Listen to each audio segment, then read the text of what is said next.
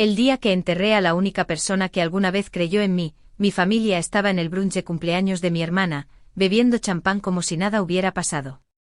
No sabían que la abuela había dejado algo atrás, y cuando se leyó el testamento, su celebración se convirtió en silencio. Hola, mi nombre es Grace Miller, tengo 27 años y soy de Bloomington, Indiana.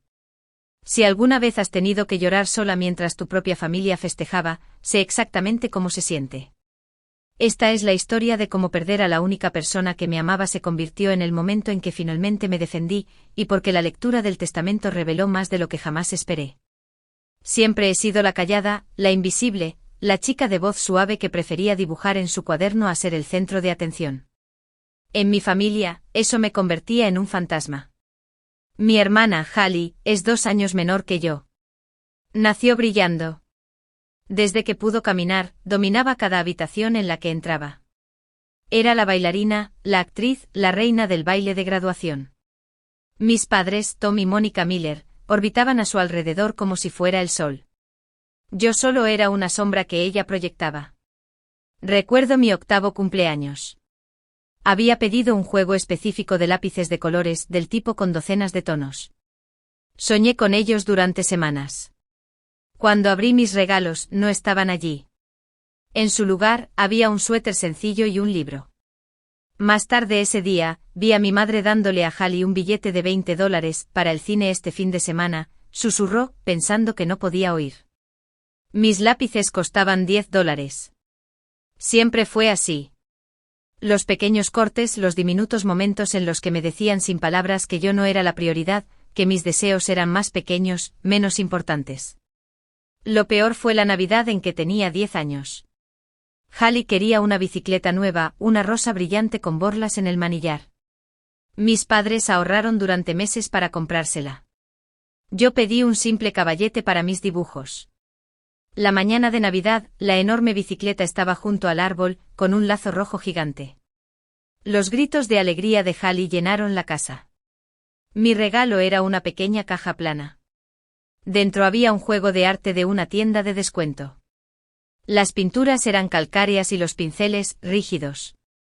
Pensamos que te gustaría esto, dijo mi padre, con los ojos ya puestos de nuevo en Hallie mientras intentaba montar su nueva bicicleta por la sala de estar. Cuando yo tenía 12 años y Hallie 10, fue el año de su gran recital de danza. Durante meses nuestras vidas giraron en torno a ello, trajes de lentejuelas, clases caras, mi madre llevándola de un lado a otro 3 veces por semana, mi padre filmando cada práctica.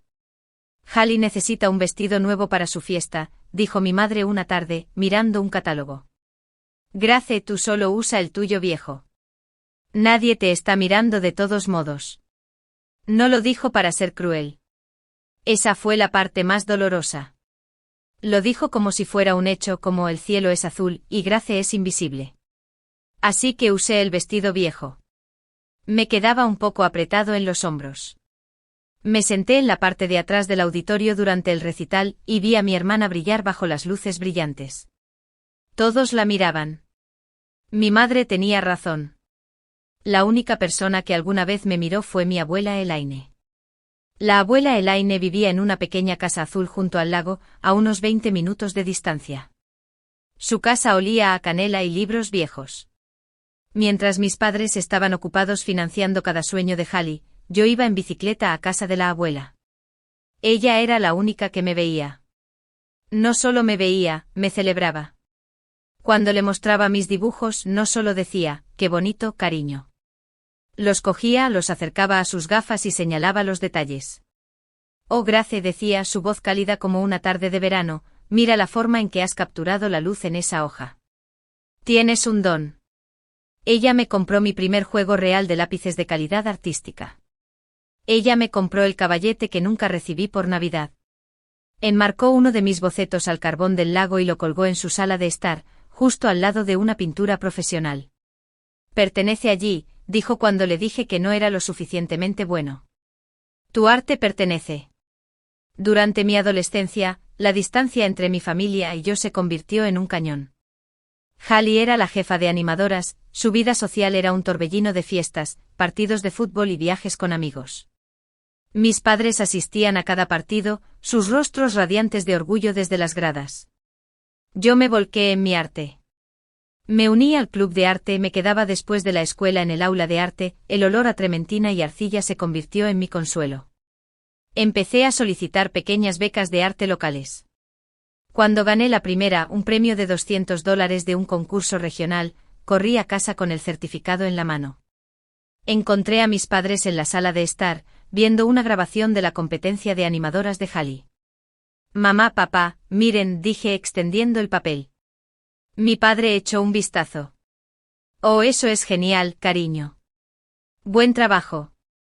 Volvió a la televisión. Mi madre ni siquiera miró. Qué bonito, Grace. Cállate un segundo, este es el gran solo de Halley. Me quedé allí un minuto entero, sosteniendo mi premio. El papel se sentía pesado e inútil. Silenciosamente fui a mi habitación y lo deslicé en un cajón. Más tarde esa semana, escuché a mi padre hablar con mi tío por teléfono. Sí, Halley tiene un futuro real, decía. Tiene la personalidad para ello. Grace es una niña dulce, pero siempre tiene la cabeza en las nubes con eso de dibujar. No vas a ganarte la vida dibujando, ya sabes. Le dije, concéntrate en algo práctico. Fui a casa de la abuela Elaine ese fin de semana. Le conté lo que él había dicho. Lloré en su cocina, mis lágrimas cayendo sobre la gastada mesa de madera. Ella no dijo nada durante mucho tiempo. Solo se sentó conmigo con la mano en mi espalda. Luego se levantó, fue a su escritorio y regresó con un folleto de un programa de arte de verano en la Universidad Estatal. Lo práctico es para la gente sin pasión, dijo deslizándolo frente a mí. Tú tienes pasión, Grace. Centrémonos en eso. Ella pagó el programa. Fue el mejor verano de mi vida. Por primera vez estaba rodeada de personas que me entendían, que hablaban mi lenguaje de color, línea y sombra. Cuando tenía poco más de 20 años, después de haberme mudado a un pequeño apartamento y estar trabajando como camarera para pagar mis clases en el colegio comunitario, la abuela Elaine enfermó. Comenzó lentamente una tos que no desaparecía. Luego se convirtió en neumonía. Luego los médicos encontraron algo en sus pulmones. Yo era la única que la visitaba en el hospital. Iba todos los días después de mi turno, todavía oliendo ligeramente a café y lejía. Le leía, le tomaba la mano y a veces simplemente nos sentábamos en silencio. La televisión en su habitación siempre estaba apagada. No necesitábamos el ruido. Mis padres y Halley vinieron una vez. Se quedaron torpemente al pie de la cama durante 10 minutos. Halley estuvo en su teléfono todo el tiempo, enviando mensajes de texto furiosamente. Mi madre se quejó del olor del hospital. Mi padre le preguntó a la enfermera cuándo podría irse a casa la abuela. Trajeron un ramo barato de claveles y lo dejaron en el alféizar de la ventana. Cuando la abuela falleció, era un martes por la mañana. Le estaba tomando la mano. Su respiración simplemente se detuvo. El silencio que dejó atrás fue más fuerte que cualquier sonido que hubiera escuchado jamás. Yo fui quien tuvo que hacer las llamadas. Llamé a mi padre primero. Se ha ido, dije, mi voz hueca. Hubo una pausa al otro lado. Está bien, dijo. Está bien, bueno, sabíamos que esto iba a pasar. Luego escuché a mi madre de fondo, ¿qué pasa? ¿Qué ocurre? Es tu madre, le dijo mi padre. Falleció. Podía oírlos hablar, sus voces apagadas. Luego mi padre volvió a la línea, Grace, nos encargaremos de los arreglos desde aquí. Solo ve a casa y descansa un poco. Pero no se encargaron de los arreglos. Me pasaron la tarea a mí. El director de la funeraria seguía llamándome para tomar decisiones sobre el ataúd, el servicio, el obituario. Lo hice todo moviéndome a través de los días en una espesa niebla de dolor. El funeral estaba programado para un sábado. El jueves anterior, mi madre me llamó.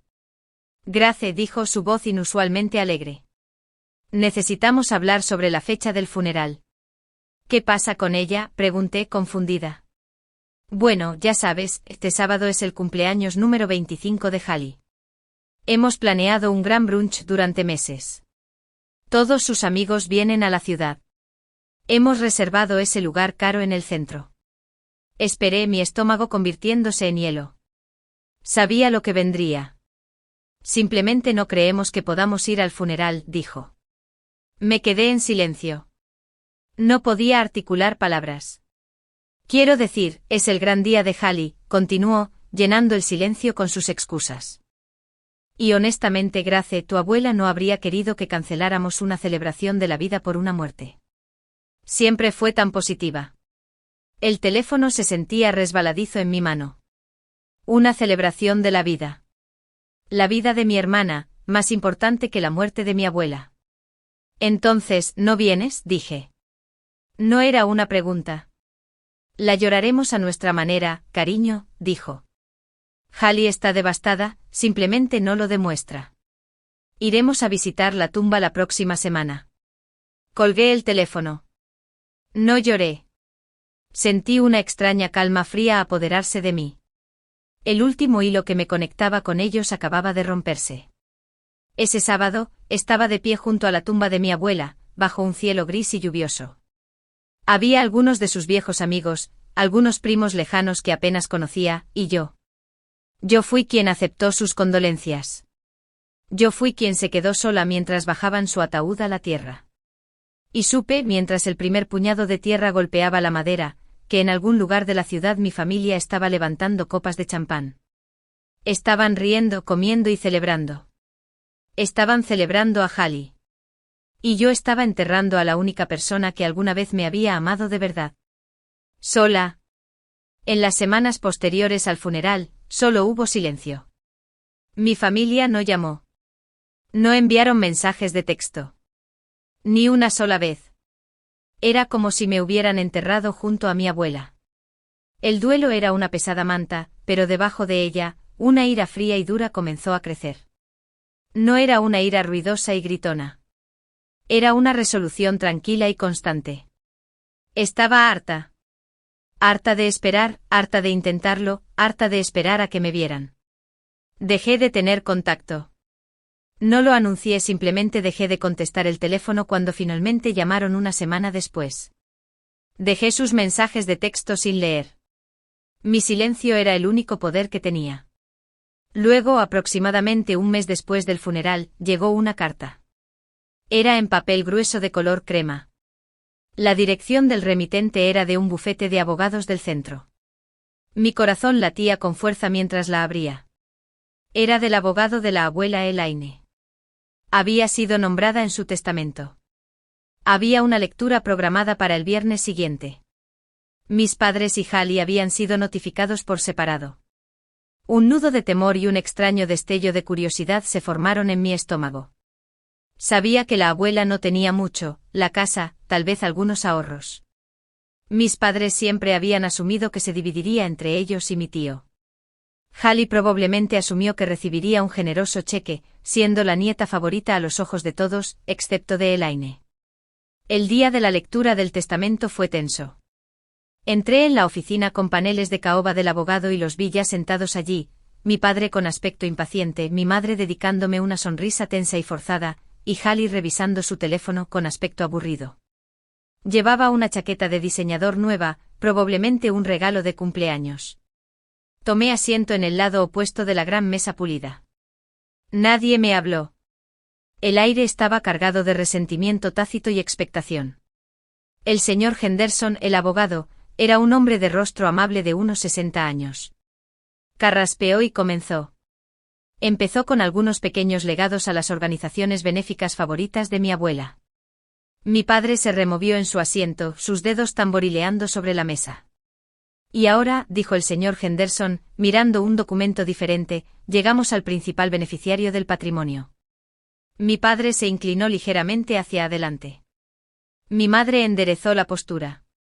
Hallie finalmente levantó la vista de su teléfono.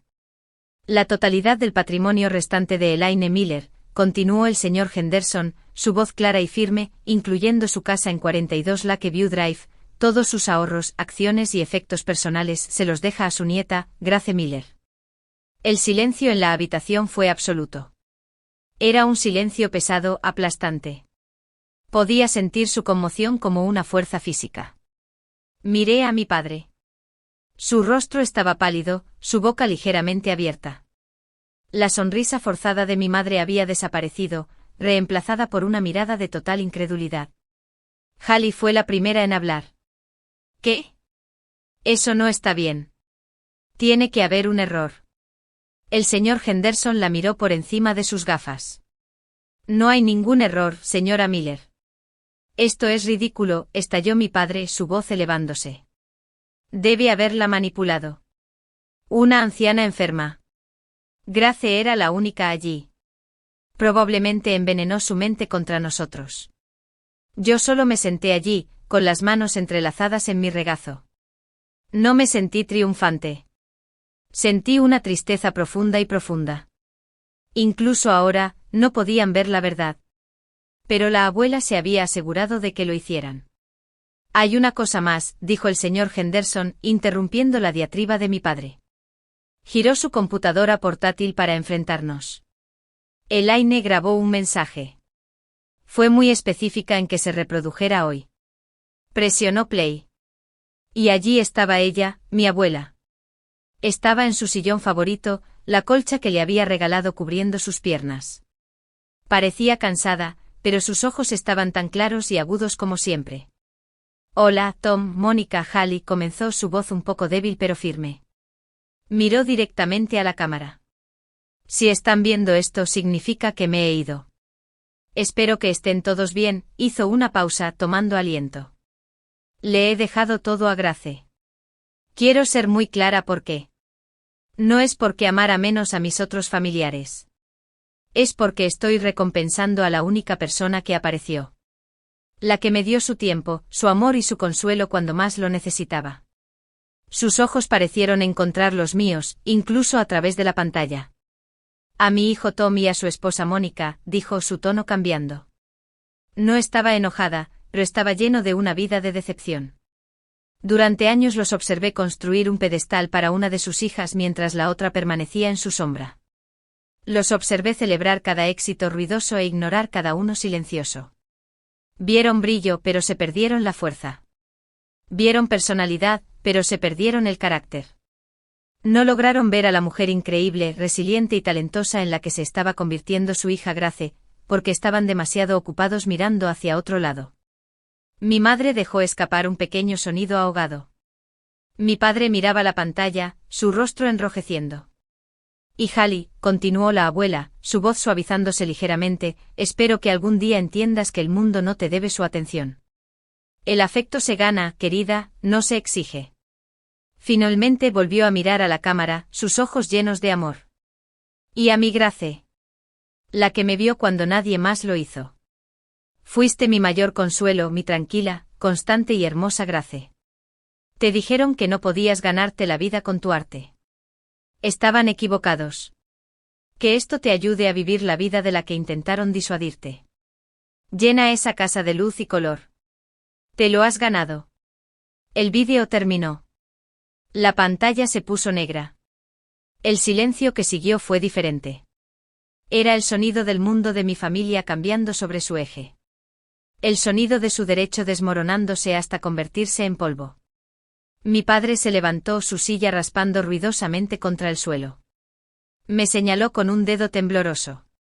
Te arrepentirás de esto, siseó. Hallie rompió a llorar. La casa del lago. Se suponía que yo iba a heredar la casa del lago. Íbamos a tener fiestas allí. Mi madre solo se sentó allí en silencio, su rostro una máscara de vergüenza y furia. Finalmente encontré mi voz. Salió tranquila, pero llenó toda la habitación. Me dejó esto porque yo aparecí, dije, mirando de mi padre a mi hermana. Ustedes no lo hicieron. Y con eso me levanté, agradecí al señor Henderson y salí de la oficina, dejándolos atrás en las ruinas de sus expectativas. No miré hacia atrás. Mudarme a la casa de la abuela Elaine fue como volver a un hogar que solo había soñado. La pequeña casa azul junto al lago ya no era solo un refugio, era mía. Pasé la primera semana simplemente caminando por las habitaciones, tocando sus cosas, respirando el familiar aroma a canela y libros viejos. Encontré sus diarios personales guardados en un baúl al pie de su cama. Leerlos fue como tener conversaciones con ella de nuevo. Escribió sobre su vida, sus esperanzas, y escribió sobre mí. Página tras página estaba llena de su fe en mí, su orgullo por mi tranquila fortaleza. Sus palabras fueron un bálsamo para la herida abierta de la traición de mi familia. Mi familia, por supuesto, no se quedó callada. Mi padre dejó una sarta de mensajes de voz furiosos, acusándome de robo, de ser un monstruo frío y manipulador.